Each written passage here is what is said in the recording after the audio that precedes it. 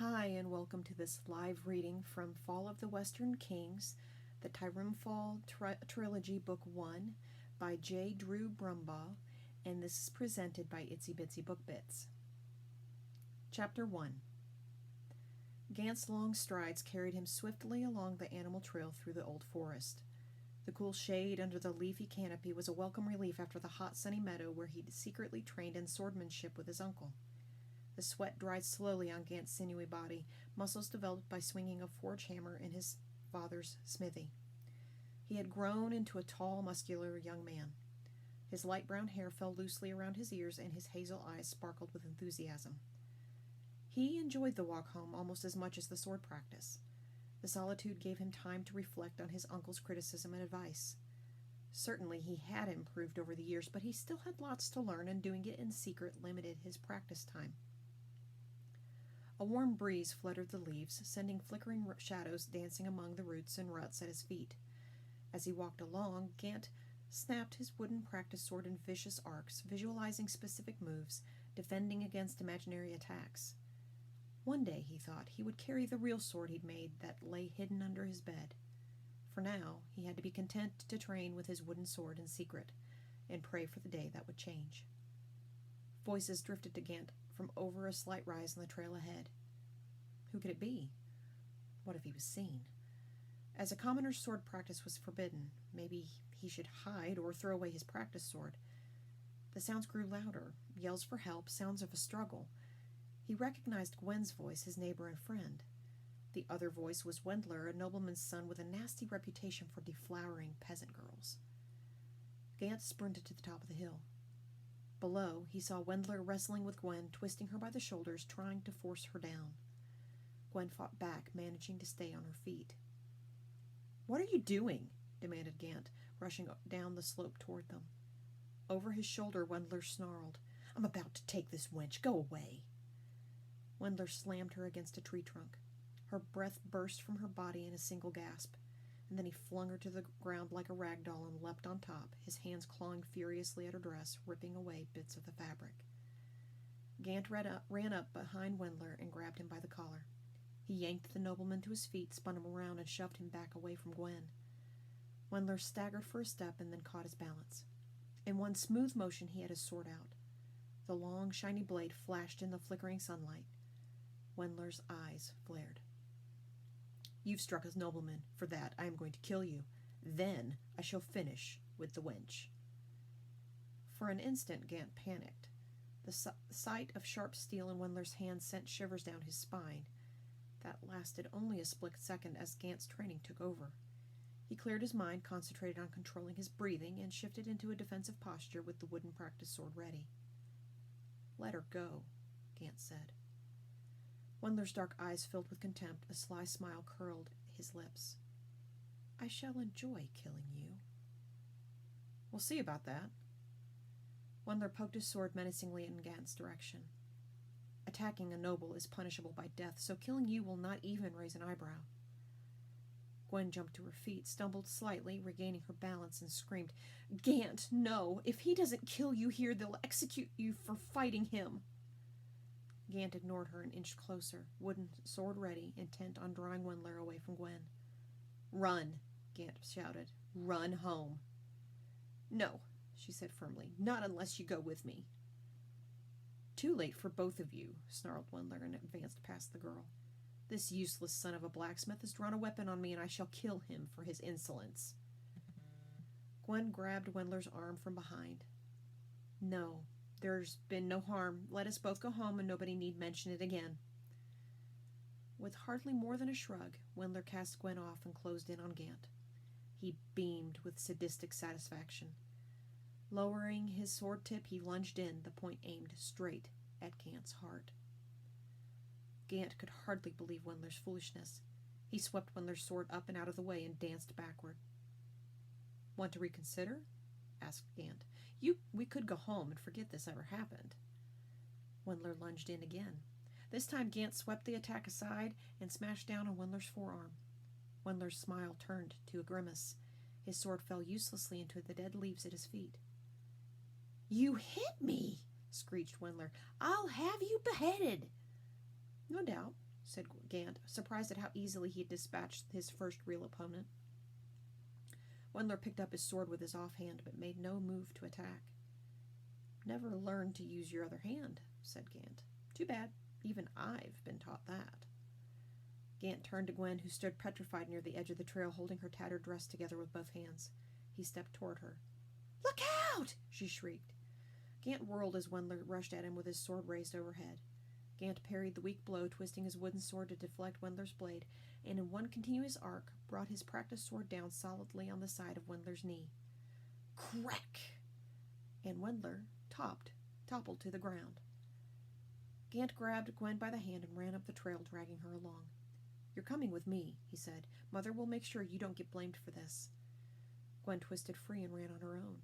"What will you do? They'll execute you." "Only if I'm around to be caught," he said between rasping breaths. I'll have to leave Netherdorf, and that's better than letting scum like Wendler have his way with you." "I'll go with you, help you escape," she said with a weak smile.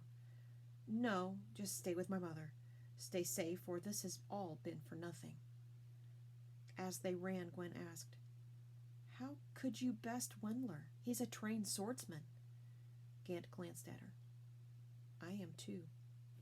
"You can't be. Commoners aren't even allowed to own swords."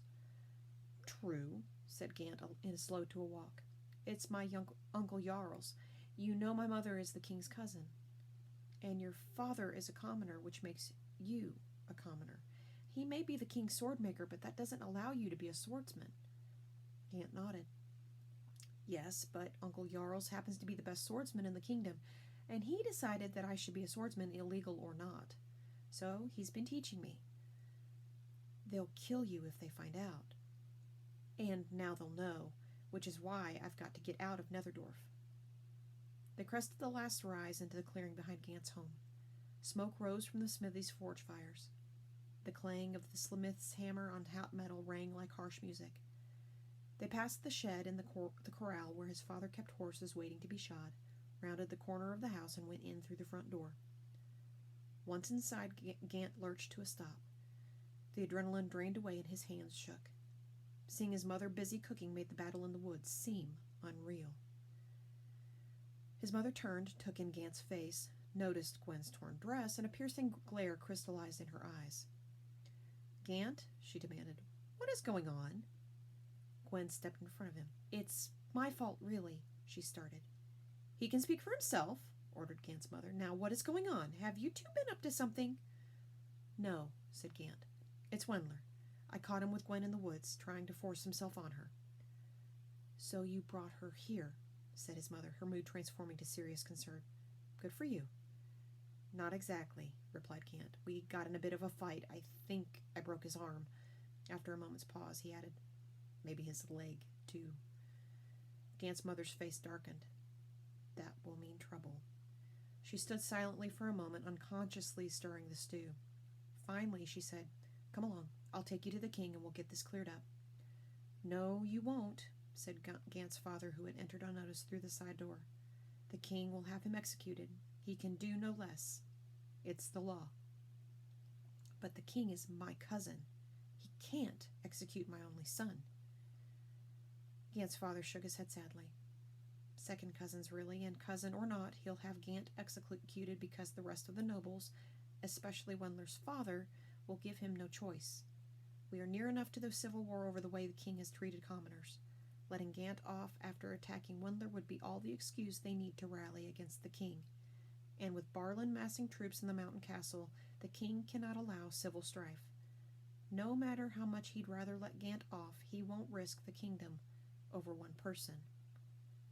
Even as he spoke, Gant's father gathered up a side of meat, a loaf of bread, a skin filled with well water, and finally, from the crock beside the fire pit, a few silver coins. He slid the coins into a tattered leather purse and drew the drawstring shut. "Well, get moving," he roared at Gant. "The king's men will be here soon enough, and you'd better be far down the road by then.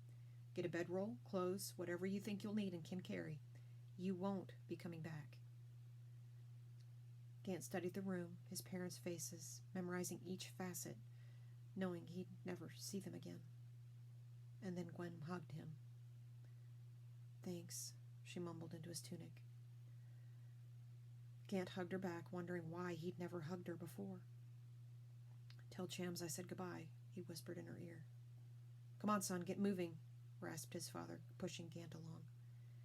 Gant gathered up his hiking pack, extra clothes, boots, a cloak, hat, socks. Finally, he pulled out the sword he'd made from under his bed. He withdrew it from the plain leather scabbard and admired the craftsmanship. It was a good sword, sharpened under his father's guidance. Would it be good enough? He'd soon find out. Outside of Netherdorf, he could legally carry it, a day he'd dreamed of. It never occurred to him that he'd have to leave home to do it. Within minutes, he had all he could carry strapped around his waist, slung over his shoulder, or packed into his backpack. His mother hugged him fiercely, kissed him 3 times, and said, "Stay well, my son. Someday you'll be able to return. I'll see to it. I love you." "I love you too," was all Gant could manage. His world had come apart. He had no plan, no idea where he would go. He only knew that his life depended on escaping right now. His father wrapped Gant in a mighty bear hug, almost crushing Gant's ribs. "I love you too, son. Take care of yourself. Go to Blazeldune. It isn't the safest town, but you'll be safe there from Netherdorf's soldiers. We'll see that Uncle Jarls meets you there as soon as he can." Gant wished he wasn't leaving. Strange how in a crisis people did things they wouldn't otherwise. Gant's father hadn't hugged him in a long time. It felt both good and strange. His mother was crying. Gant hated that. Still, what was done was done. He had to go. "I love you both," he said, whirling around and dashing out the door. Tears streamed down his cheeks, clouding his vision as he jogged back down the forest trail. He hurried, knowing the trail so well he could navigate it safely even when he could barely see. At least Gwen was safe. A few yards up the trail, Gant broke into a dead run. Blindly, he dashed through the woods toward the place where the forest trail connected with the road to Blazeldune. He ran and ran, trying to blot out the heartache.